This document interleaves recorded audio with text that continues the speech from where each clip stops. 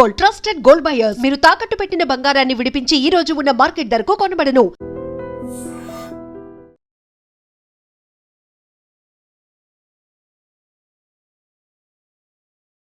Welcome to I dream. నేను ఉదయశ్రీ. ఇప్పుడు మహాశివరాత్రి వస్తుంది. మనము ఉపవాసాలు ఉంటాం. అసలు పండగల పూట ఉపవాసాలు ఎందుకు ఉంటారు?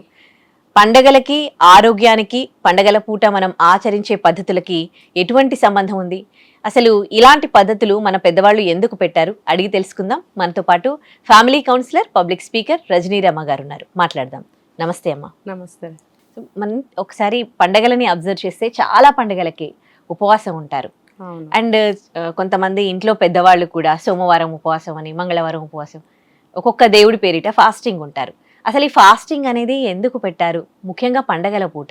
ఇప్పుడు శివరాత్రి వస్తుంది కదా, ఎందుకు ఫాస్టింగ్ ఉండాలి? అంటే ఎందుకు పెట్టారనే దానికి ఇటు భక్తి, ఇటు ఆరోగ్యపరంగా పెట్టారు. ముఖ్యంగా అంటే మనం ఆరోగ్యపరంగా అనేది వదిలేస్తున్నారు చాలామంది. అంటే మూఢంగా భక్తిలో మునిగిపోతున్నారు.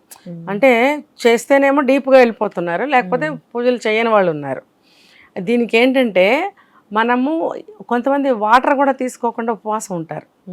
ఇప్పుడు ఒకప్పుడు నేను కూడా దేవీ నవరాత్రులు వస్తే 10 days కూడా మార్నింగ్ నుంచి మధ్యాహ్నం 2-2:30 వరకు వాటర్ కూడా తాగేదని కాదు. అంటే ఏంటంటే మనకి దేవుడి మీద భక్తి ఆ రేంజ్లో ఉంటుంది. దేవుడికి మనము ఇంత ఏమీ తినకుండా నిష్టగా చెయ్యాలి, ఇలా చేస్తే మనం అనుకున్నవి నెరవేరుతాయి, అమ్మవారు కానీ లేకపోతే అయ్యవారు దేవుడు కానీ మనకి కనికరించి మన కోరికలు నెరవేరుస్తారు, మన కష్టాలు తీరుతాయి అనే భావంతో చేస్తారు. ఆ భావంతో చేసినప్పుడు ఏమవుతుందంటే ఆకలి దప్పులు ఉండవు. కానీ ఇటు సైంటిఫిక్గా ఇప్పుడు మన వైద్యపరంగా చెప్పుకోవాలి అని అంటే, ఆరోగ్యపరంగా అది చాలా చెడు చేస్తుంది మనకి. ఇది తెలియని రోజుల్లో అలాగే పెద్దవాళ్ళు కూడా చెప్పేవారు, ఉపవాసం ఉండే చేయాలి, పూజ అయ్యే వరకు ఏమీ తినకూడదు, అది ఇదని చెప్పేవారు. మాకు చిన్నప్పుడు వినాయక చవితి పండగ వస్తే పిల్లల పండగ కదా, దానికి మా అమ్మగారు మాకు ఉపవాసం ఉంచేవారు. వినాయక చవితి అంటే చవితి గడియలు వచ్చే వరకు పూజ కూడా చేయరు కదా, ఫలానా ముహూర్తంలో దేవుణ్ణి కూర్చోబెట్టాలి, పూజ చేయాలి. ఆ టైం వరకు మేము చిన్నపిల్లలు ఆగలేకపోయేవాడు. నేను డామ్ని కళ్ళు తిరిగి పడిపోయేదని. అయినా సరే మమ్మల్ని లేపి కొంచెం పాలు తాగిచ్చి కూర్చోబెట్టేవారు పూజ అయ్యే వరకు.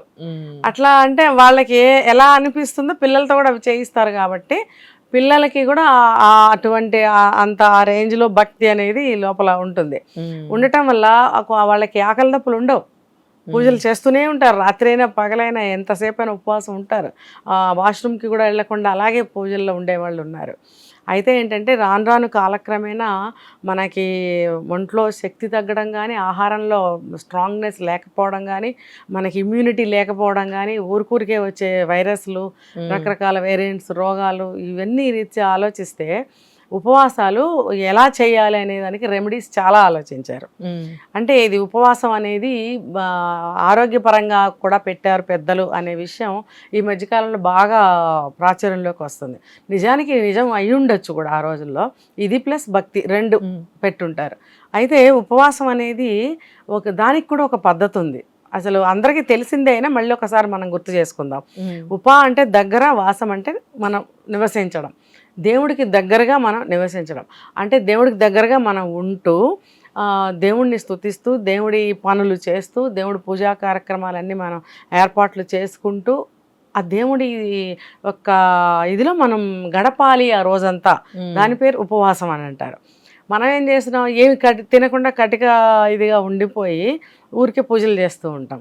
అంటే మనం అప్పుడు ఎలా అంటుందంటే భక్తి ఏమో దేవుడి మీద, చిత్తమేమో తిండి మీద, లేకపోతే గుడి బయట వదిలిపెట్టిన చెప్పుల మీద ఉంటుంది మనకి. అలా కాకూడదని చెప్పి ఈ మధ్య ఉందిలే, చాలా కాలం నుంచి కొన్ని మార్చారు శాస్త్రాలు.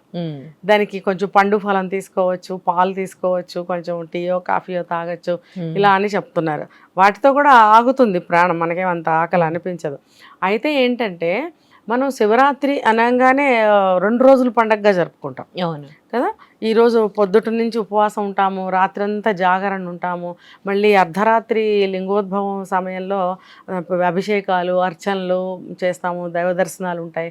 చాలామంది గుళ్ళల్లోనే ఉండిపోతారు, సాయంత్రానికి వచ్చి గుళ్ళో ఉండిపోతారు. ఆ ఉదయం నుంచి కూడా ఒక శివరాత్రి రోజు చూస్తే కనుక మనకి ఉదయం నుంచి తెల్లవారే వరకు కూడా అభిషేకాలు జరుగుతూనే ఉంటాయి, ఆగవు. అసలు అవి ఆగవు. కాబట్టి అందరూ ఏ టైంలోనైనా సరే గుడికి వెళ్ళి అభిషేకాలు చేయిస్తూనే ఉంటారు. మనకి ఇక్కడ కంటే కూడా తమిళనాడులో బాగా కనిపిస్తుంది ఇది మనకి. మీరు మధ్యాహ్నం 3ంటికి వెళ్ళినా సరే అభిషేకాలు జరుగుతూనే ఉంటాయి. అది కంటిన్యూస్ ప్రాసెస్ అనమాట. ఇంకా ఈవినింగ్ అవుతుంది, ఉదయం చేయించుకున్న వాళ్ళందరూ ఏం చేస్తారు, మెల్లగా రిఫ్రెష్ అయ్యి ఇంట్లో మళ్ళీ దీపాలు పెట్టుకుని అన్ని పూజకి అన్ని ఏర్పాట్లు చేసుకుని గుడికి బయలుదేరి వస్తారు. మనకి ఇక్కడ ఒక పండగన్నా లేకపోతే ఒక దేవుడికి సంబంధించిన శివరాత్రి కంప్లీట్గా దేవుడికి మాత్రమే చెందింది. మిగతా పండగలు ఉన్నాయంటే మనం జస్ట్ నామినల్ పూజ వరకే ఉపవాసం ఉండి పిండి వంటలు తయారు చేసుకుని తినేస్తాం, అది పండగలు. శివరాత్రికి వచ్చేటప్పటికి మనం ఏమీ తినకుండా దేవుడి మీదే భక్తి పెట్టే రోజు అది. దీన్ని మనము ఎలా చేస్తామో మన అందరికీ తెలుసు. తమిళనాడులో ఎలా చేస్తారో తెలుసా, వాళ్ళు దైవ కార్యక్రమం మీదనే మనసు పెట్టి ఉంచుతారు. అసలు వాళ్ళు ఏ పండగ వచ్చినా సరే, ఒక శివరాత్రి అని కాదు, ఏ పండగ వచ్చినా సరే ఫస్ట్ పొద్దున్నే నిద్ర లేచి స్నానాలు చేసి పిల్లలకి స్నానాలు చేయించి, పిల్లలకు కూడా 5 ఏళ్ల బాబుకు కూడా పంచెలు కడతారు వాళ్ళు. వాళ్ళని విభూది ధారణ చేయించి గుళ్ళకి తీసుకెళ్తారు. గుళ్ళకి తీసుకెళ్ళి గుళ్ళో అభిషేకాలు, పూజలు, అర్చనలు అన్నీ అయిన తర్వాత ఆ ప్రసాదం తీసుకున్న తర్వాత ఇంటికి వచ్చిన తర్వాత వంట చేసి పిల్లలకి పెడతారు. అది దీపావళి అవనివ్వండి, వినాయక చవితి అవనివ్వండి, దసరా అవనివ్వండి, ఏ పండగ అయినా సరే ఫస్ట్ దైవ దర్శనం ఇంపార్టెంట్ వాళ్ళకి. ఇంకా దేవుణ్ణి అంత బాగా కొలుస్తారు. ఇంకా శివరాత్రి రోజైతే ఉదయం నుంచి కంటిన్యూగా జరుగుతూనే ఉంటాయని చెప్పాను కదా. ఇంకా సాయంత్రం అయ్యేటప్పటికి వీళ్ళు మంచిగా పూజలకు రెడీ చేసుకుని గుడికి బయలుదేరుతారు అందరూ. ఎలా అంటే మనం ఒక పిక్నిక్కి అందరం కలిసి సరదాగా ఎలా వెళ్తామో అలా కలర్ఫుల్ డ్రెస్సులు వేసుకుని తలనిండా పువ్వులు పెట్టుకుని విభూది ధారణ చేసి పూజా సామాగ్రి తీసుకుని పిల్ల, మేక, పెద్ద, చిన్న అందరూ బయలుదేరుతారు. చూస్తే ఎవరైనా వాళ్ళే పెళ్ళికి వెళ్తున్నారా అన్నంత సందడిగా ఉంటుంది అనమాట. చూస్తే వాళ్ళు గుళ్ళో ఉంటారు. ఏంటి అక్కడ భజనలు చేస్తూ దేవుడికి గుళ్ళోకి వెళ్ళి దర్శనాలు చేసుకుంటూ మళ్ళీ వచ్చి అక్కడ ఎలా ఉంటాయంటే గుళ్ళు కూడా ఇలా ఉండవు, హిస్టారికల్ టెంపుల్స్ అక్కడంతా ఏన్షియంట్ అనమాట. బాగా చాలా పెద్ద ప్రాంగణాలు ఉంటాయి, అంతా గడ్డి పరుచుకుని వీళ్ళు వెళ్ళి ఆ గడ్డి మీద కూర్చుంటారు. కూర్చుని దేవుడి పుస్తకాలు తీసి చదవడమా, పిల్లలకి చదివించడమా, ఇంకా అదేంటే శివుడి భజనలు చేయడమా, ఇలా చేస్తూ ఉంటారు. ఇంకా ఒక పక్కనేమో ఒక మోహిని భస్మాసుర లాంటి నృత్య రూపకాలు ప్రదర్శిస్తూ ఉంటారు. ఇంకొక పక్కన సంగీత కచేరీలు జరుగుతూ ఉంటాయి. ఇవన్నీ చూస్తూ అన్ని దేవుడికి సంబంధించినవే. ఇప్పుడు దేవుడి నామస్మరణతోటి, దేవుడి యొక్క మంత్రాలతోటి, వాటి యొక్క భజనలతోటి గడపడమే ఉపవాసం అంటే. ధ్యానంతో ఏదైనా సరే వీళ్ళు అవన్నీ చూస్తూ, అవన్నీ ఒక పక్కన ఎంజాయ్మెంట్గాను ఉంటుంది, అవన్నీ దేవుడివే. మనం కూడా ఓం నమ శివాయ, ఓం నమ శివాయ అంటూ ఉంటారు. పిల్లలు కూడా అల్లరి చేయరు అక్కడ. నేను డిఫరెన్స్ చెప్తున్నా. మన వాళ్ళు ఏంటంటే ఏదో కాసేపు వెళ్ళొచ్చి దీపాలు వెలిగించేసి ఇంటికి వచ్చేస్తాం. అక్కడ అలా కాదు, తెల్లవారే వరకు గుళ్ళో ఉంటారు.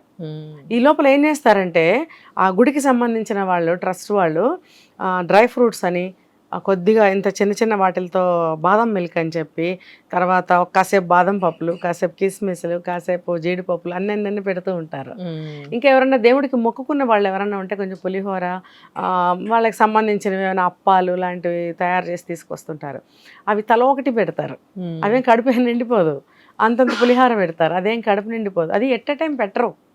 ఇప్పుడు ఇన్ని డ్రై ఫ్రూట్స్ మీకు ఇచ్చారు అని అంటే మళ్ళీ ఒక 15 గంట 20 నిమిషాలు తర్వాత మళ్ళీ వస్తారు. వచ్చి కొద్దిగా బాదం మిల్క్ ఇస్తారు వేడివేడిగా. ఏంటంటే ఆ నామస్మరణ చేసి చేసి గొంతు ఎండిపోయినట్టుగా తయారవుతుంది కదా, వాళ్ళకి నీరసం రాకుండా పాలల్లో అట్లా బాదం మిల్క్ కలిపి వేడివేడిగా ఇస్తారు. మళ్ళీ కొంచెం సేపు అయిన తర్వాత వచ్చి మళ్ళీ ఏమన్నా ఇస్తూ ఉంటారు. అలా వాళ్ళకి ఆకలి లేకుండా చేస్తారు. అలానే కడుపు నిండి నిద్రపోవడం కాదు. ఏముంది, పచ్చని గడ్డి కదా, హాయిగా నిద్రపోవచ్చు. కానీ నిద్ర రాదు వాళ్ళకి. కొంచెం అరగంటకు ఒకసారి తీసుకుంటారు. చక్కగా దైవనామస్మరణతోటి దద్దరిల్లుతూ ఉంటుంది ఆ ప్లేస్ అంతా. నాకైతే ఈ శివరాత్రికి కూడా నాకు చెన్నై వెళ్ళాలనిపించింది. నాకు చెన్నై చాలా ఇష్టమైన ప్లేస్ అన్నమాట. కానీ కుదరలేదు. చాలా అంటే చాలా బాగుంటుంది. శివరాత్రికి అక్కడ ఉండాలనిపిస్తుంది. అది ఉపవాసం చేసే పద్ధతి. ఇటు పూజలు, భజనలు, అభిషేకాలు పక్కన గర్భగుళ్ళు అవుతూ ఉంటాయి. వెళ్ళేవాళ్ళు వెళ్తుంటారు, వచ్చేవాళ్ళు వస్తూ ఉంటారు. ఓ పక్క నుంచి చిన్న చిన్నగా ప్రసాదాలు కొంచెం పెడుతూ ఉంటారు. చక్కగా పిల్లలతో కూడా చేయిస్తూ ఉంటారు. ఓ పక్కన నృత్య రూపకాలు చూస్తూ ఉంటారు. ఒక పక్కన దేవుడికి సంబంధించిన భజనలు, ఆ కార్యక్రమాలు అన్నీ దేవుడికి సంబంధించి జరుగుతూ ఉంటాయి. అది ఉపవాసం చేసే పద్ధతి. దానివల్ల ఏమవుతుంది, నిద్ర రాకుండా ఉంటుంది, ఆకలి వేయదు, భగవంతుడిని స్మరించుకుంటూ ఉంటామో మన ఆరోగ్యం కూడా ఏమీ పాడవదు. ఈ విధంగా మనకి ఇక్కడ గుళ్ళల్లో అంత ఇది లేకపోయినా మన ఇంట్లో కూడా పాటించుకోవచ్చు. అబ్బా ఇంట్లో అయితే నిద్ర వస్తుందండి, శివరాత్రికి ఏదో దక్షయజ్ఞము అలాంటి సినిమాలు కూడా వేస్తూ ఉంటారు జాగరణకి అని అంటూ ఉంటారు. పోనీ మీకు నచ్చిన విధానంగా ఎలా అయినా సరే మీరు జాగరణ ఉండాలనుకుంటే ఉండొచ్చు. కానీ కొంతమంది ఉండలేకపోతారు, రెండో జాము వరకు మూడో జాము వరకు ఉండి నిద్రపోతూ ఉంటారు. అది వాళ్ళ ఓపిక. అసలైతే మిట్ట అర్ధరాత్రి 12 గంటలకి 1 గంట సమయంలో లింగోద్భవం అయిందని చెప్తారు. అప్పుడు ఆ గర్భగుడిలో గంటలు మోగించి అభిషేకాలు మళ్ళీ చేస్తారు. ఈ వచ్చిన జనం అందరూ మళ్ళీ అక్కడ మరొకసారి దర్శనానికి అన్నమాట. అవన్నీ అయిన తర్వాత అప్పుడు గుడి తలుపులు దగ్గరకు వేస్తారు, వీళ్ళందరూ వెళ్తారు. అప్పుడు ఇంటికి వెళ్ళి మళ్ళీ మనము జాగరణ చేయటమా, స్నానాలు చేసి మళ్ళీ వెకువజాము అంటారు కదా, మళ్ళీ ఒక పూజ చేసుకోవడమా, ఇవన్నీ ఉంటాయన్నమాట. అంటే అలా చేయాలి. కానీ ఆరోగ్యాన్ని పాడు చేసుకుని కొంతమంది చూసారంటే ముఖాలు ఇలా పీక్కుపోయి, గొంతులు ఎండిపోయి, బొంగురు పోయి, జలుబులు వచ్చేసి నానా గందరగోళం అయిపోతూ ఉంటుంది. మనం గుడికి వెళ్ళి అంత ఇదిగా మనకి అవ్వకపోయినా ఇంట్లో ఒక 4-5 కలిసి చేసుకుంటే అదే సందడి వస్తుంది. చక్కగా మన ఆరోగ్యాన్ని కాపాడుకోవచ్చు, ఇటు భక్తి, ఇటు మనకి ఎంటర్టైన్మెంట్ అన్నీ జరుగుతాయి అన్నమాట. ఏది కూడా మనకి లోటు జరగకుండా హాయిగా హ్యాపీగా శివరాత్రి జరుపుకోవచ్చు. ఇంకా ఇలా ఉపవాసం ఉండటం అనేది, వారానికి ఒక్కసారి ఉపవాసం ఉండటం అనేది ఆరోగ్యానికి ఇంకా చాలా మంచిది. అందుకని డీటాక్స్ అయ్యి బాడీ అంతా బ్యాలెన్స్ చేసుకుంటుంది. చెప్తారు చూడండి, మనము ఎక్కువగా స్ట్రెయిన్ అయినా హెవీ ఫుడ్ తీసుకున్నా అది మనకి ఒక సిక్నెస్ లాగా అనిపిస్తూ ఉంటుంది. అది బాడీ తనకి తానే రిపేర్ చేసుకుంటుంది. అందుకని వారంలో ఒకరోజు ఉపవాసం ఉండటం వల్ల బాడీకి మనం అవకాశం ఇచ్చిన వాళ్ళం అవుతాం. ఇన్నర్ డాక్టర్ ఒకరు ఉంటారనమాట. అదేం చేస్తుందంటే మనకి బాడీని మొత్తం రిపేర్ చేస్తుంది. రిపేర్ చేసి మళ్ళీ మనకి పర్ఫెక్ట్గా కండిషన్లో పెడుతుంది. అందుకని ఒక రోజు వారానికి ఫుల్గా ఉపవాసం ఉంటే వాటర్ తీసుకోవచ్చు, లేకపోతే కొంతమంది హనీ వాటర్ తీసుకోమని చెప్తారు. ఇలా అన్నమాట. ఓన్లీ వాటర్ థెరపీ లాగా చేసుకుంటూ ఉంటే మనకేం ఒక రోజులో నీరసం ఏమి వచ్చేది. బాడీ మొత్తం ఫుల్ రిపేర్ అయ్యి నెక్స్ట్ డేకి మనకి రెడీ చేస్తుంది అనమాట. మళ్ళీ మనం ఆ ముందు రోజు కంటే కూడా ఇంకా ఉత్సాహంగా మనం కదలగలుగుతాం. అందుకని కూడా ఉపవాసాలు అనేవి పెట్టారు మన పెద్దలు. ఇలా ఏదో ఒక పండగ సందర్భంలో. ఇంకా చెప్పాలంటే మన శనివారం ఉపవాసం అంటాం కదా వెంకటేశ్వర స్వామికి. ఆ రోజు ఫుల్ డే ఉపవాసం ఉండేవాళ్ళు ఉన్నారు, హాఫ్ డే ఉండేవాళ్ళు కూడా ఉన్నారు. ఇది ఉపవాసం పెట్టడంలో ఉద్దేశం ఇది కూడా అనమాట. కాబట్టి ఉపవాసం కూడా మంచిదే, దిగులు పడకుండా కంప్లీట్గా తినకుండా మీరు ఉపవాసం ఉన్నా భక్తి ముక్తి 2 వస్తాయి.